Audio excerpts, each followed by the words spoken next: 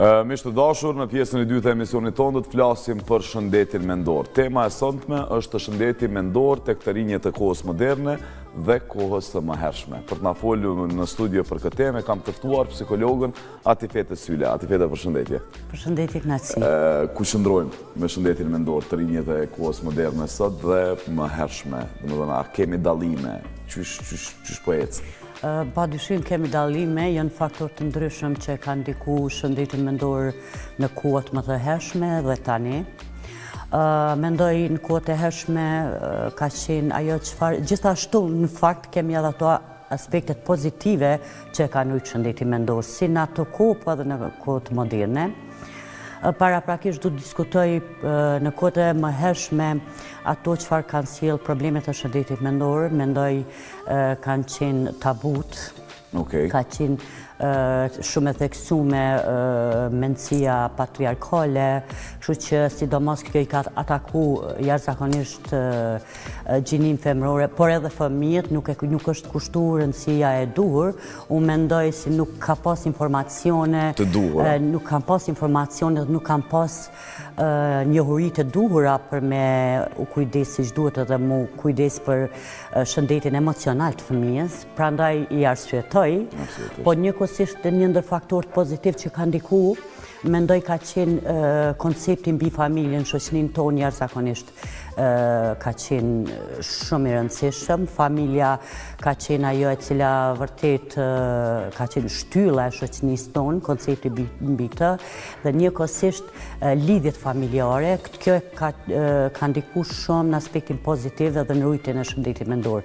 Njëkohësisht mos të harrojmë duke pas parasysh edhe situatën politike në të cilën neve jemi gjindë si shoqëri paraprakisht, edhe pse të ri, unë mendoj si i ka ndiku shumë, i ka ndiku edhe gjeneratat e vjetra, po edhe gjeneratat e reja, presioni dhe represioni që ju ka shkaktu.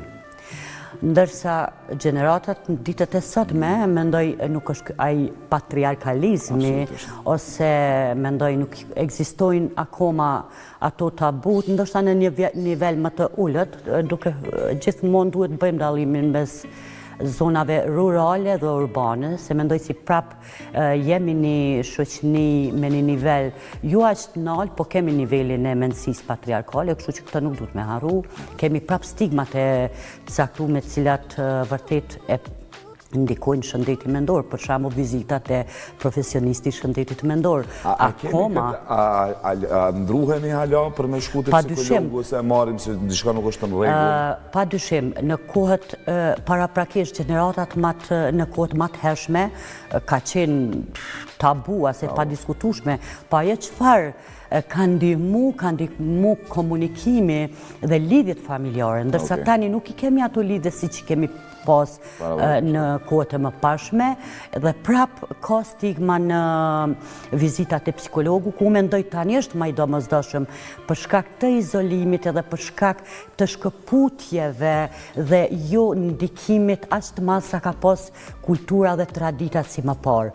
Prandaj në një farë forme kjo kultura, traditat ka pas shumë efekte pozitive në rritjen e shëndetit mendor, por njëkohësisht kanë pas edhe ato efektet negative, siç i thash, i kanë ataku shumë gratë edhe fëmijët.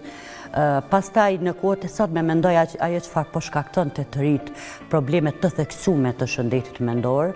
Unë mendoj ky tranzicioni vërtet jo vetëm të rinjët, por edhe moshat më të pjekura ju ka shkaktu problemet jashtëzakonisht të mëdha, duke fillu që nga lufta, ne jemi shoqëni e dolur nga lufta, gjë e cila e ka ndiku dhe vazhdon ta ndikoj, duke marrë parasysh problem tjetër është se nuk janë trajtu këto problemet e luftës.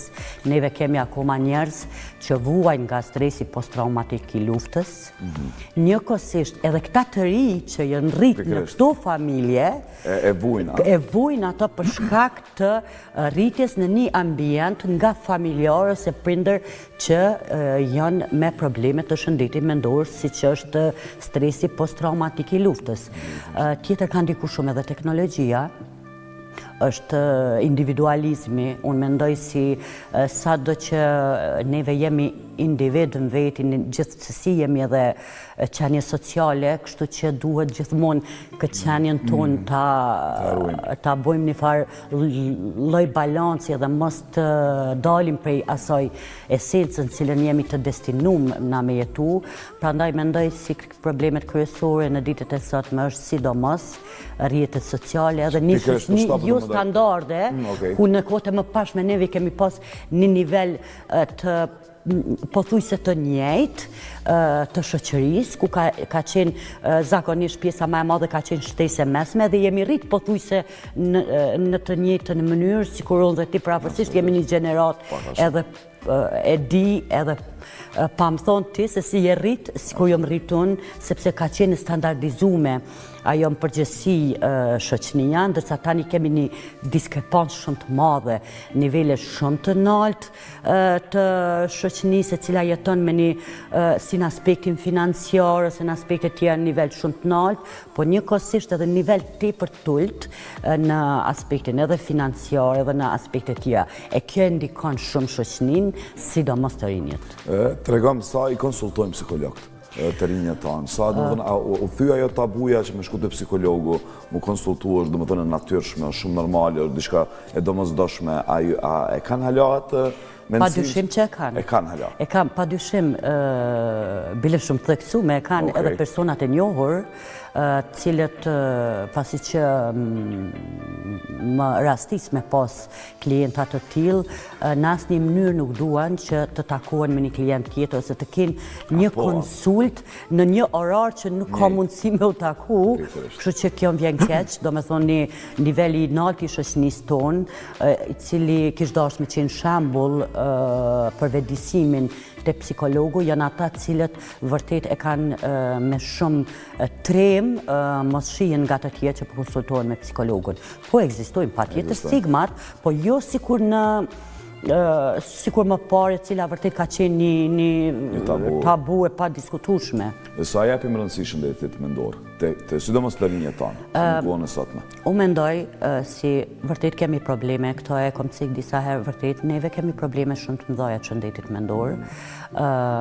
Ato që mu mbojnë me besu, edhe pse neve s'kemi bo asnjëherë statistika, nuk kemi dhëna të sakta për problemet e shëndetit mendor dhe çfarë po i shkakton edhe cilat janë më të shpeshta, por të ju bazu në ato çfarë neve jetojmë çdo ditë edhe në eksperiencë me klientë dhe me të rinjt, unë mendoj se duke pas parasysh rritja e numrit të rasteve të dhunës, të vrasjeve, të përdorimit të substancave narkotike, të vetvrasjeve, kjo tregon se vërtet jemi një shoqëri me probleme madhore të shëndetit mendor.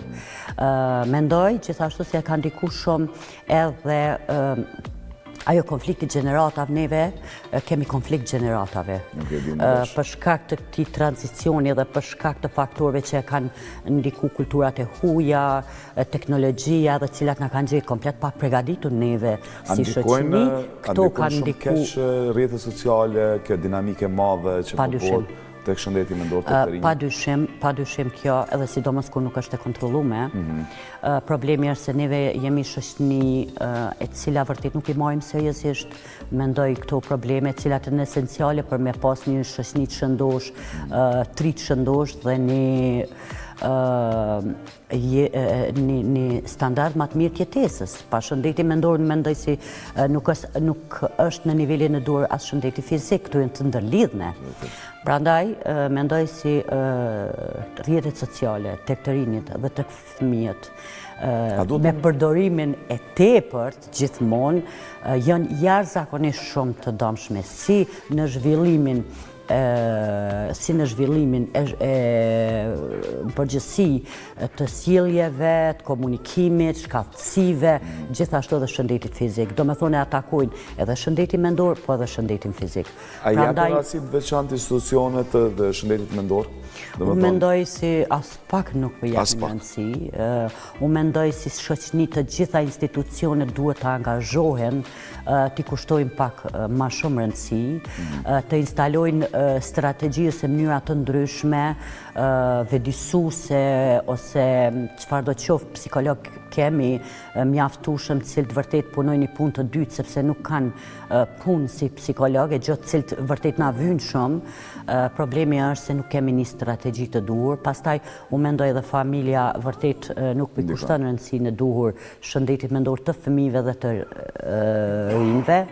Kështu që asnjë institucion nuk është se po e bën punën e vet si duhet. Okej, tregom sa duhet, a duhet të rinjët në përgjithësi më këshillu me psikolog, a duhet me pas kurikula në shkolla, në për qoftë në shkollës fillore deri te fakulteti që më kujdes për ta me fol me ta për me qysh në moshën e re. Kjo është e domosdoshme. Për një edukim edhe për një rritje të shëndetshme të fëmijëve dhe të rriturve, të rinjve.